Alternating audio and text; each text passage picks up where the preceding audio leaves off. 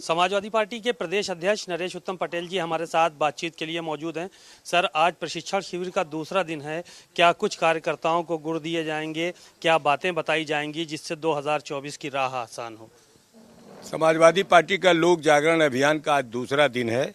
लखीमपुर में जो बूथ स्तर के हमारे पदाधिकारी हैं उनको प्रशिक्षित करने का काम हो रहा है, तो उसका आज दूसरा दिन है। और इस दिन आज सबसे बड़ा विषय है कृषि और कृषि की स्थिति, सरकार द्वारा किसानों को किस तरीके से परेशान किया जा रहा है, इन सब बातों पर आज समाजवादी पार्टी के विशेषज्ञ लोग जो इस विषय पर पारंगत हैं, प्रोफेसर सुधीर पंवार का वहाँ पर भाषण होगा और वो जन प्रतिनिधियों को, जो हमारे डेलीगेट्स हैं, उनको बताएंगे कि आपको कृषि पर क्या बोलना है और कृषि पर क्या स्थिति भारत सरकार ने कर दी है।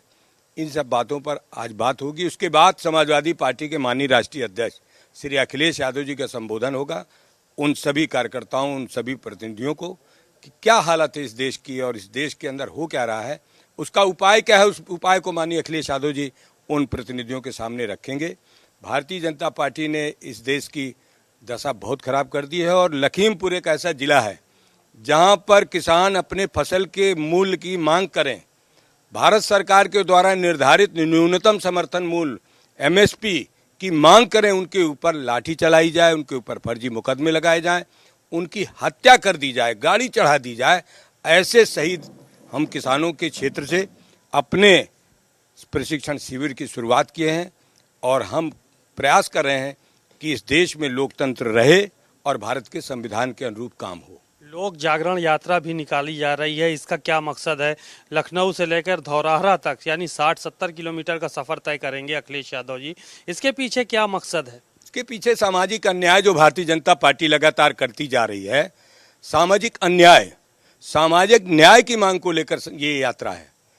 हमारे देश के अंदर जो जाति धर्म पर राजनीति बीजेपी कर रही है, विकास को पीछे कर दिया है, इस बात को लेकर समाजवादी लोक जागरण अभियान चल रहा है और ये यात्रा के नायक माननीय अखिलेश यादव जी हैं।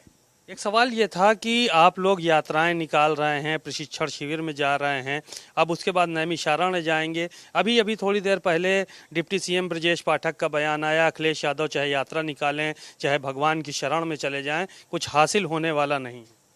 वो तो खुद ही हार गए जनता में।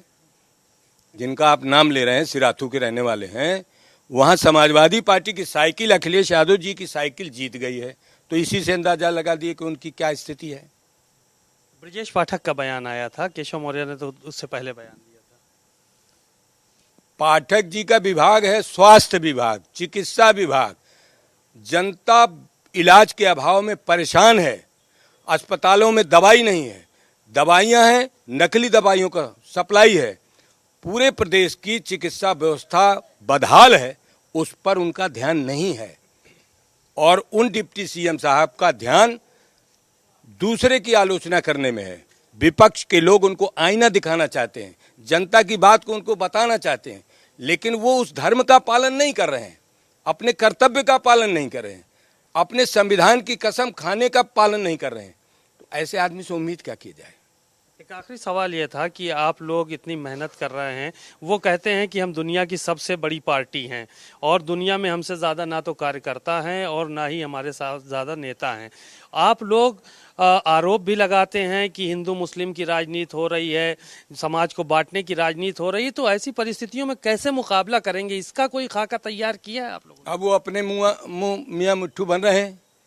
वो दुनिया की सबसे झूठ पार्टी है, ये जनता जानती है कि दुनिया में सबसे ज्यादा झूठ बोलने वाली पार्टी अगर है तो उसका नाम है भारतीय जनता पार्टी। बातचीत के लिए शुक्रिया। नरेश उत्तम पटेल जी थे, उन्होंने कहा कि भारतीय जनता पार्टी दुनिया की सबसे झूठी पार्टी है और हम लोग तभी समाजवादी पार्टी के कार्यकर्ता तैयार हैं कि 2024 का चुनाव मजबूती से लड़ें और जीत हासिल करें। कैमरामैन सौरभ के साथ सीमा नकवी, भारत समाचार, लखीमपुर।